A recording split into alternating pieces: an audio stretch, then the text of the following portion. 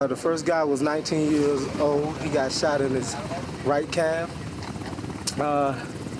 They gave him 10 milligrams of morphine on the ground. The medics did an excellent job of stopping the bleeding. It wasn't a through and through. It was just an entry wound. He started to swell, have discoloration. He started to lose feeling in his right lower limb. The second patient, he got shot on the right side of his neck, just maybe like an eighth of an inch before the jugular vein. And the ricochet came out through the top portion of the right scapula. He got lucky that it didn't hit any major organs. His vitals was pretty normal. I got a PAP of 125 on him. His pulse was like at least 90. They had given him 10 milligrams of morphine also. Very lucky. He was 22 years of age from Arizona. I kind of like to talk to my patients to keep them alert and oriented so they won't pass out, you know, keep them calm a little bit so it'll make treating them a little easier. I found that when you talk to the patients, they relax more. They're not as scared, not as frightened of dying, because that's the first thing he asked me. Was he gonna die? The guy that got shot in his neck? Yeah. Yes.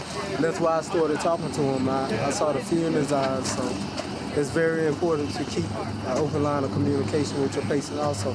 And that way, they don't feel like you're just there to treat them and just to do your job. It's more than a job. I mean, you have to care about your patients also. They're going to be okay. They probably will go back to Germany, Landstuhl, Germany, for rehabilitation.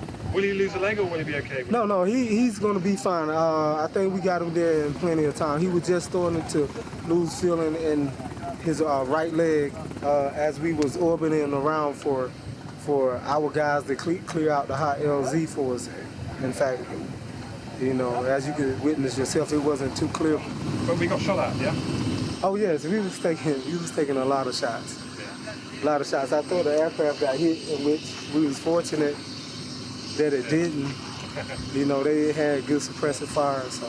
So good morning. You're happy with your work? Yes, I am happy with my work, and this is what we do every day, all day. I think it's tremendously important. They have confidence knowing that if they get injured or if they get hurt, we'll come and get them. And we do so in all environments, day and night, under very low illumination periods. That gives a soldier confidence that they can continue to fight and we'll be there for them.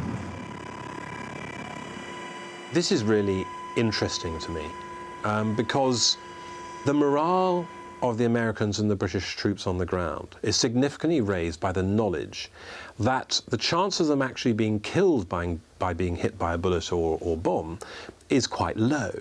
I believe that they wouldn't go out there and do what they do. They wouldn't go probing for insurgents and doing ops and fight as hard as they do without us. Without knowing that we're going to come get them no matter what the odds, no matter where they're at, no matter what they're doing. It's an extraordinary achievement that people aren't dying in the numbers they would have without this medicine. But when the Americans or a country like Britain and the West fight wars, there's only a certain amount we're prepared, our public are prepared to lose in terms of human life. So what's happened is modern medicine, modern battlefield medicine, has become so advanced that it's able to maintain morale at home because it keeps the numbers of killed and the statistics down in such a way that these wars become more sustainable. And it begs the question that somehow are the rules of war, the Geneva Convention, are a little bit out of date because they were designed for a period of time where, you know, a battle would be decided and then the problem would be looking after the wounded. Whereas now, you can have a helicopter with a Red Cross, which would suggest that you shouldn't shoot at it. But if that helicopter with the medicine inside it is a force multiplier, then does that not make it a valid target? I don't think that they should shoot at us because not only do we save our own wounded, but we save theirs as well. we're not direct in the fight, you know. We're not going out hunting them down, shooting at them, stuff like that. And we're saving, you know, women, children. It's not just U.S. soldiers. It's the Afghan people too. You know, I personally feel that it's wrong that that they shoot at us. But what can you do?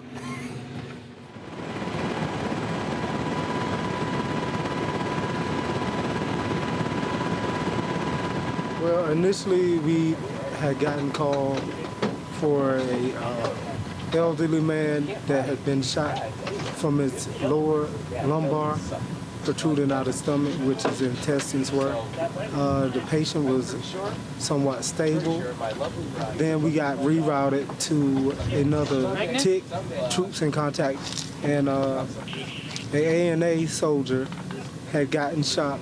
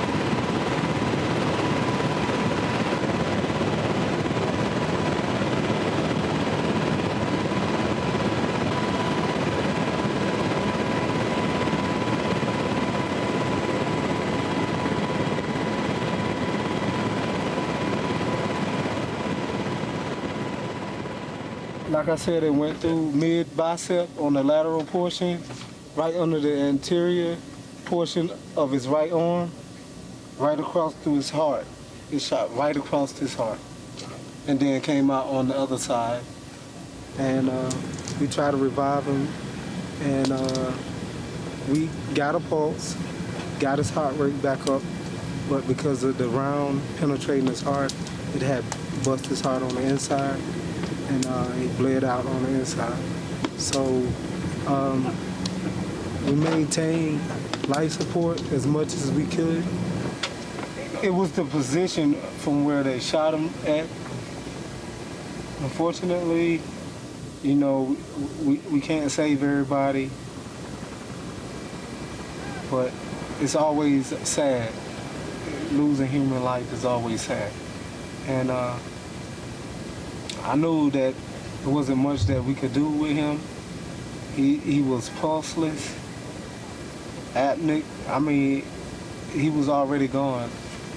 We tried to do CPR as long as we could, and we accomplished that. But